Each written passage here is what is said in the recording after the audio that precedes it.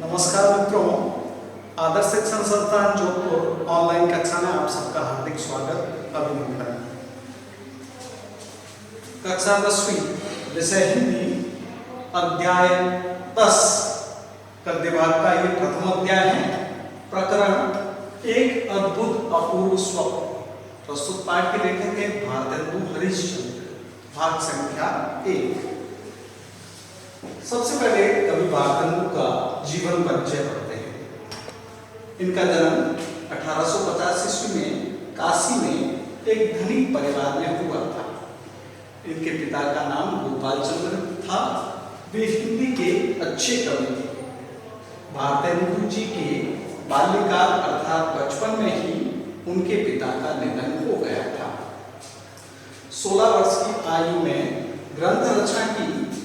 35 वर्ष की अल्प आयु में सन 1885 ईस्वी में भारतेंदु का निधन हो गया।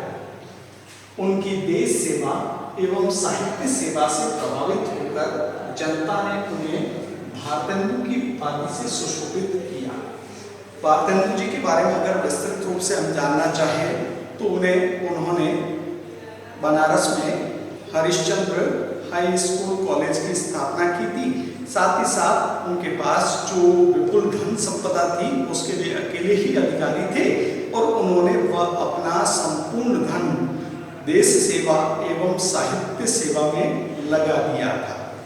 कृतियों के बारे में अगर हम देखें तो इनकी प्रसिद्ध कृतियां हैं, जिसके अंदर सबसे पहले अगर मैगजीन का उल्लेख करें अर्थात अखबार कौन कौन से इन्होंने संपादित किए तो कवि वचन सुधा व हरिश्चंद्र मैगजीन का इन्होंने संपादन किया।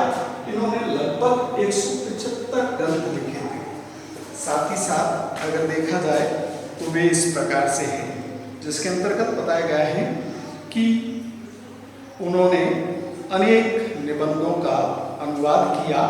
साथ ही साथ नाटकों का हिंदी संसार में बड़ा आदर है। उनमें वैदिक की हिंसा न भावती, कर्पूर मंजरी, सत्य हरिश्चंद्र, चंद्रावली नाटिका, भारत दुर्दशा, अंधेर नगरी, नील देवी, मुद्रा राक्षस आदि बहुत प्रसिद्ध हैं। पाठ का परिचय एवं शब्दार्थ। पाठ परिचय एवं शब्दार्थ के अगर दृष्टिकोण से देखा जाए तो ये जो प्रस्तुत पाठ है एक स्वप्न के ऊपर आधारित है। भारतेंदु हरिश्चंद्र का मानना था कि व्यक्ति को संसार के अंदर रहते हुए अपने लिए, अपने नाम, अपने यश के लिए कुछ न कुछ करना चाहिए और इसी उद्देश्य में वे एक स्वप्न देखते हैं, जैसा स्वप्न उन्होंने पहले कभी नहीं देखा था। स्वप्न के अंदर उनके अनेक विचार दिमाग में आते हैं, जिसके अंतर्गत प्रथम विचार उन्होंने मन ही मन में सोचा, एक कल्पना की स्वप्न के माध्यम से कि मैं एक देवालय का निर्माण करूं। लेकिन सोचा भारत देश के अंदर बहुत से देवालय बने हुए हैं तो देवालय का महत्व है वह जितना मैं चाहता हूं उतना हो नहीं पाएगा। तुरंत दूसरा विचार उनके दिमाग में आता है और वह विचार था किसी पुस्तक का निर्माण करना। फिर वे सोचने लगे स्वप्न में ही कि अगर मैं पुस्तक का निर्माण करूंगा तो उस पुस्तक की बहुत से लोग आलोचना करेंगे। मैं जितना लिख पाऊंगा उतना मैं लिख नहीं पाऊंगा, उसकी अपेक्षा मुझे अधिक आलोचनाओं का शिकार होना पड़ेगा। और आखिर में वे एक निर्णय पर पहुंचते हैं और उस निर्णय का नाम था अर्थात अंतिम निर्णय यही था कि वे एक पाठशाला का निर्माण करेंगे, जिसके अंदर विश्व के अंदर जो भी श्रेष्ठ अर्थात अपने गुणों के माध्यम से जो अपनी विशेषताएं रखते हैं ऐसे आचार्यों को लाकर इस पाठशाला के माध्यम से पढ़ाने का वे कार्य करेंगे। प्रस्तुत पाठ में भी ऐसे आचार्यों के गुणों एवं अवगुणों के ऊपर एक प्रकार से उन्होंने व्यंग्य कसा है। ये जो निबंध है, प्रस्तुत निबंध वर्णीय विषय है अर्थात इसका वर्णन किया गया है, इसलिए ये वर्णात्मक शैली के अंदर इसको लिखा गया है। और विधा के अंतर्गत देखा जाए तो ये निबंध विधा आती है, जिसके अंदर हरिश्चंद्र ने अपनी इस निबंध के माध्यम से ये बताने का प्रयास किया है कि भारत देश की जो शिक्षा व्यवस्था है वह किस प्रकार से चरमरा गई है और उसके पुनरुत्थान के लिए हमें कैसे कैसे प्रयास करने होंगे, नहीं तो अशिक्षित या जो ऐसे प्राणी होंगे जो भारत देश का बंटाधार कर देंगे, अर्थात उनकी शिक्षा निश्चित रूप से भारत को पतन की ओर ले जाएगी। शब्दार्थ की तरफ ध्यान देंगे।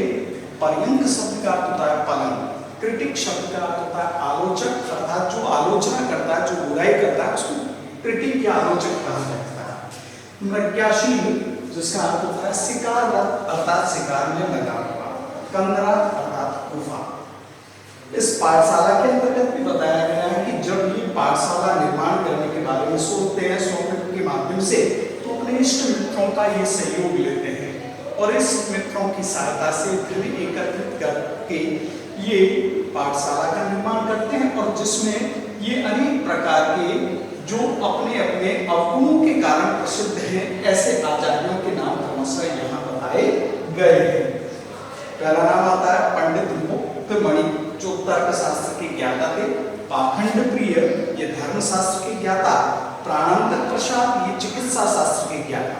लुप्त लोचन ज्योतिषावरण, ये ज्योतिष शास्त्र के ज्ञाता थे। सीतावल, ये नीति शास्त्र एवं आध्यात्म चेतना के ज्ञाता थे। पाठ की तरफ हम ध्यान देंगे। पाठ प्रारंभ की पेज संख्या 35। एक अद्भुत अपूर्व स्वप्न। कवि कहते हैं आज रात्रि को पलंग पर जाते ही अचानक आंख लग गई। सोते में क्या सोचता हूँ कि इस चलयमान अर्थात गतिशील शरीर का कोई पता नहीं है। इस संसार में नाम स्थिर रखने की कोई युक्ति अर्थात उपाय निकल आए तो अच्छा है, क्योंकि यहाँ की रीति देख मुझे विश्वास होता है कि इस चपल अर्थात चंचल जीवन का क्षण भर का भरोसा अर्थात विश्वास नहीं किया जा सकता है। ऐसा कहा भी गया है, श्वास श्वास पर हरि भजो वृथा श्वास मत खोए, न जाने या श्वास को आवन होए न खोए। अर्थात श्वास श्वास पर अर्थात प्रत्येक श्वास लेते समय ईश्वर के नाम का स्मरण करना चाहिए। किसी भी श्वास को बेकार में नहीं छोड़ना चाहिए, नहीं तो पता नहीं श्वास आएगी भी या नहीं आएगी। देखो समय सागर में एक दिन सब संसार अवश्य मिल जाएगा। कालवश चंद्रमा सूर्य भी नष्ट हो जाएंगे, आकाश के तारे भी कुछ समय के पश्चात दृष्टि अर्थात हमें दिखाई नहीं देंगे। केवल कीर्ति रूपी कमल संसार रूपी सरोवर में रहेगा या नहीं, और सब तो एक तपे हुए तवे की भूमि पर बैठे हुए हैं जिनका जीवन क्षण भंगुर मात्र है।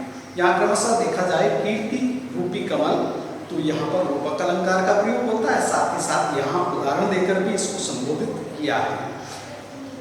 संसार रूपी सरोवर, इसमें भी रूपक अलंकार। तप्त तवे की बूंदों की तरह ये लोकोक्ति का प्रयोग किया गया है।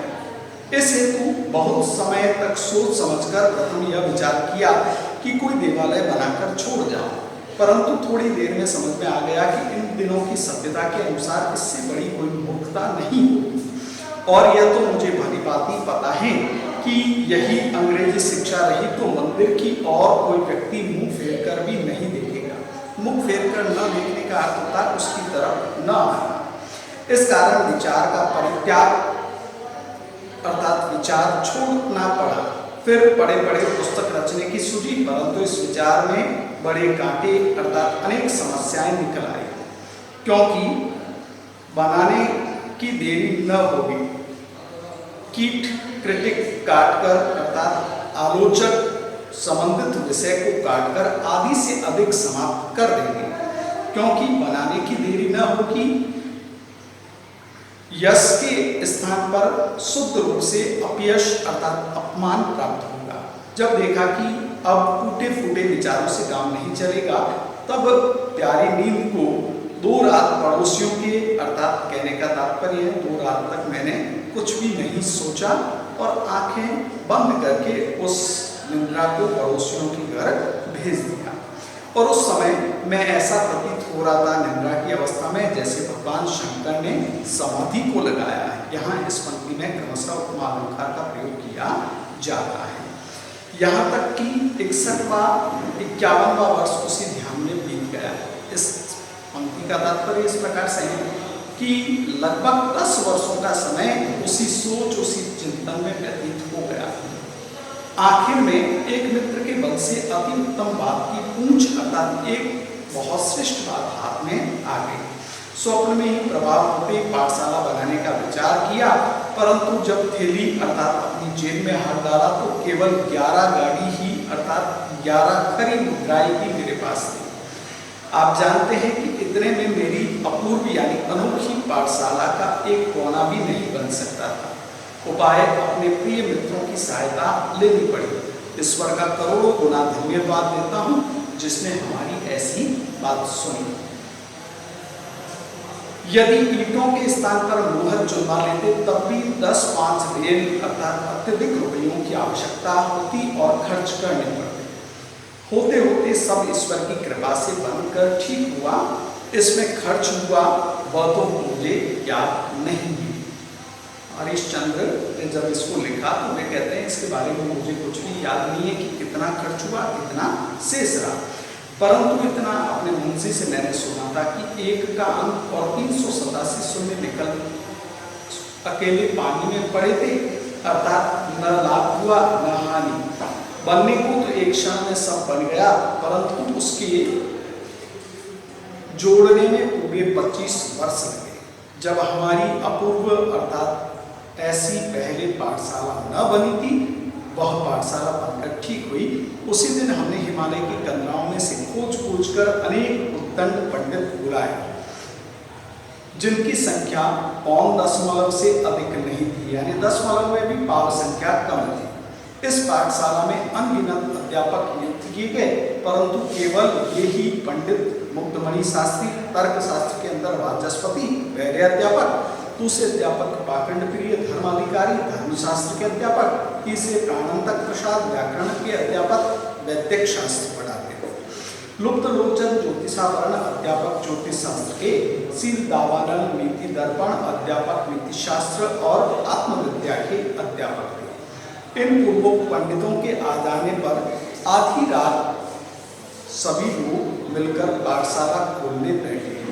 इस समय सब इस मित्रों के सामने उस परमेश्वर का करोड़ों गुना धन्यवाद दिया जो संसार को बनाकर क्षण भर में ही उसे नष्ट कर देते हैं, और जिसने विद्या चरित्र बल के अलावा मान सम्मान मूर्खता परद्रोह अर्थात दूसरों से दुश्मनी दूसरों की निंदा आदि परम गुणों से इस संसार को सुशोभित किया है। हम करोड़ों धन्यवाद पूर्वक आज इस सभा के सामने अपने स्वार्थरत चित्त की प्रशंसा करते हैं, जिसके प्रभाव में ऐसे उत्तम विद्यालय की नींव पड़ी। उस ईश्वर को स्वीकार किया था कि हमारा इस पृथ्वी पर कुछ नाम रहे, नहीं तो जब द्रव्य की खोज में डूबते डूबते बचते थे अर्थात अपने आप को बचाए बचाए फिरते थे, तब कौन जानता था कि हमारी कोरी कल्पना सत्य हो जाएगी। परंतु ईश्वर के अनुग्रह से हमारे सब संकट दूर हो गए और अंत समय हमारी इच्छा पूरी हुई। हम अपने प्रिय मित्रों की सहायता को भी नहीं भूलेंगे कि जिनकी कृपा से इतना द्रव्य हाथ आया कि पाठशाला का सब खर्च चला गया। 10-5 पीढ़ी तक हमारी संतान के लिए बचा रहा, अर्थात जो धन बचा रहा उससे हमारी 5-10 पीढ़ियां आसानी से अपना गुजारा चला सकती थी। हमारे पुत्र परिवार के लोग चैन से हाथ पर हाथ धरे बैठे रहे। हे सज्जनों, यह तुम्हारी कृपा का विस्तार है कि तन मन से आप इस धर्म कार्य में लगे हुए हैं, नहीं तो 2 हाथ पैर वाला बेचारा मनुष्य आपके आगे किस प्रकार का कीड़ा है जो ऐसे काम आपकी कृपा से भली प्रकार हो जाए। मैं आज के दिन को विधाता का प्रथम दिन मानता हूँ।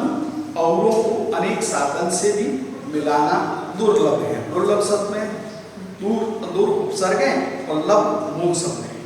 धन्य है उस परमात्मा को जिसने हमारे यश के डहे अंकुर फिर हरे की, अर्थात उन्होंने हमारे लिए बीज उगाए और उन्हें अंकुरित किया।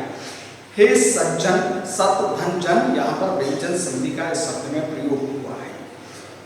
संबोधन कारक का भी साथ साथ प्रयोग हुआ है। शुभ चिंतकों, संसार में पाठशालाएं अनेक हुई हैं, परंतु हरि कृपा से सकल पूर्ण यानी सभी पूर्ण कामधेनु यह पाठशाला अर्थात सबकी इच्छाओं को पूरा करने वाली यह पाठशाला है। वैसी आश्चर्य नहीं कि आपने इस जन्म में न देखी है न सुनी हो।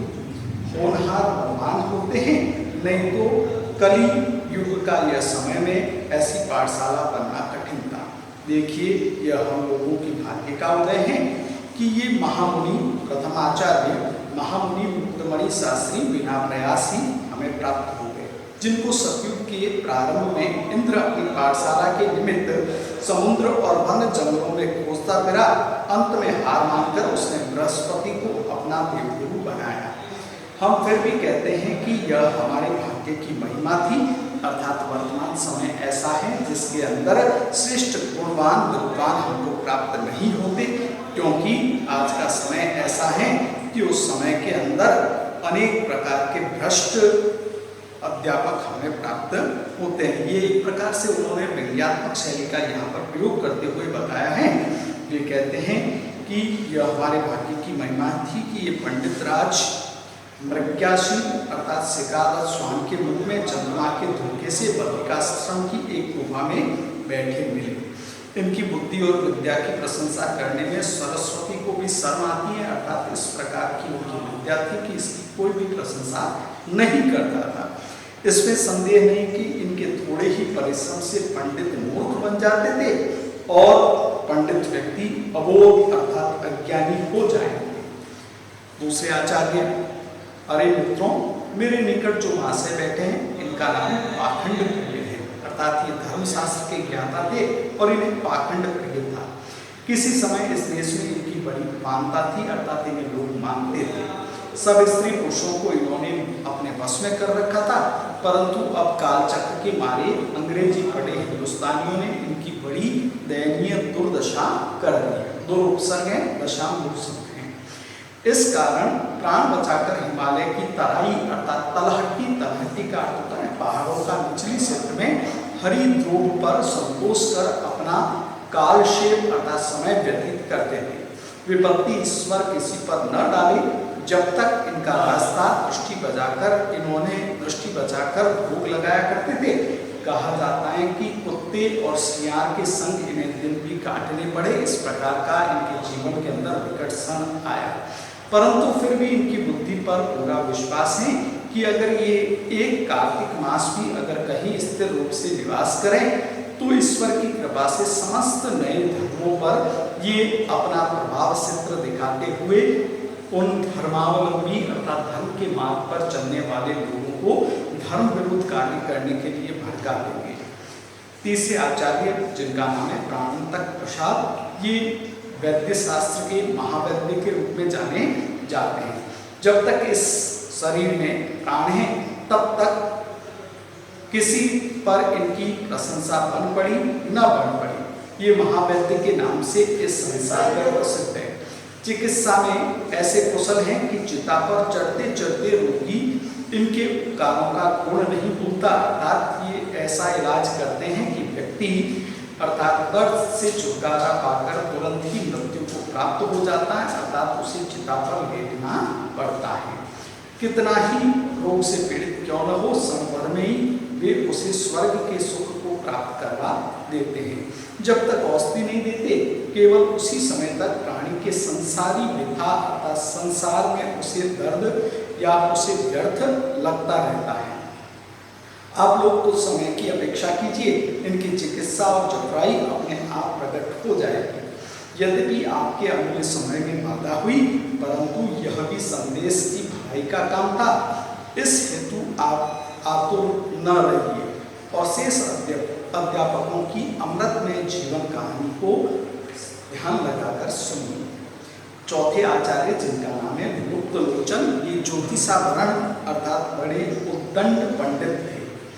उद्दंड शब्द का अर्थ होता है शरारती। ज्योतिष विद्या में अति कुशल हैं। लुप्त लोचन शब्द का अर्थ होता है, लुप्त का अर्थ होता है गायब होना, लोचन का अर्थ नेत्र, अर्थात ये नेत्रहीन थे, लेकिन ज्योतिष के बारे में उन्हें विशेष रूप से ज्ञान था। कुछ नवीन तारे भी गगन में जाकर ये ढूंढ आए हैं और कितने ही नवीन ग्रंथों की भी इन्होंने रचना कर डाली। उनमें से इनका प्रसिद्ध और प्रशंसनीय ग्रंथ है तामिस्त्र मंत्रालय। यद्यपि इनको विशेष दृष्टि नहीं आता, परंतु तारे इनकी आंखों में भली भांति बैठ गए। ये भी एक प्रकार का व्यंग है कि ये अपनी आंखों से कुछ भी नहीं देख सकते, लेकिन आकाशीय तारों, आकाशीय नक्षत्रों के बारे में ये बहुत कुछ अपने बुद्धि विवेक के माध्यम से बताते हैं, जो स्पष्ट रूप से सटीक नहीं होता। सबसे आखिरी विद्वान पुरुष के बारे में बताया गया है, रहे पंडित सीन दावानल, जो नीति दर्पण के ज्ञाता थे। इनके गुण अनगिनत हैं। समय थोड़ा है, इस हेतु थोड़ा सा आप लोगों के आगे इनका वर्णन किया जाता है। ये महाशय बाल ब्रह्मचारी थे, अपनी आयु भर नीति शास्त्र पढ़ते और पढ़ाते रहे। इनकी नीति तो बहुत से महात्माओं ने पढ़ी थी, परंतु वेणु, बाणासुर, रावण, दुर्योधन, शिशुपाल, कंस आदि इनके मुख्य शिष्य थे। और अब भी कोई कठिन काम आकर पड़ता है तो अंग्रेज जी शासन में जो न्याय करने वाले, जो न्यायाधीश हैं, इनकी अनुमति लेकर आगे बढ़ते हैं। अर्थात ये क्रूर विचारधारा वाले पंडित थे। हम अपने भाग्य की कहाँ तक प्रशंसा करें, ऐसा तो संयोग इस संसार में परम दुर्लभ है। अब आप सब सज्जनों से यही प्रार्थना है कि आप अपने अपने लड़कों को भेजें और व्यय आदि की कुछ भी चिंता, अर्थात खर्चा क्या होगा उसकी आप चिंता नहीं करें, क्योंकि प्रथम तो हम किसी अध्यापक को मासिक वेतन देंगे नहीं, और दिया भी तो अभी 10-5 वर्ष के बाद देखा जाएगा।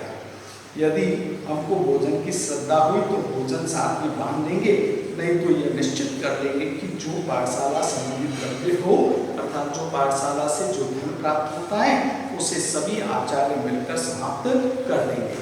प्रस्तुत पाठ है वो व्यंग्यात्मक शैली के अंदर दिया गया है, और इसके अंदर व्यंग्य के साथ साथ हास्य भी प्रयुक्त होता है, अर्थात हंसी के साथ व्यंग्य भी निहित है, जिसके माध्यम से भारतेंदु हरिश्चंद्र अपनी बात को रखते हुए ये बताना चाहते हैं कि शिक्षा प्रणाली के अंदर किस प्रकार से सुधार की आवश्यकता है। देखिए आज का गृह कार्य। गृह कार्य क्रमांक 8, प्रश्न संख्या 1। लेखक के मन में प्रथम विचार क्या रहा? प्रश्न संख्या 2। तामिस्त्र मकरालय के रचनाकार कौन है? प्रश्न संख्या 3। सीन दावानल के मुख्य शिष्य कौन कौन थे? आज के लिए इतना। शेष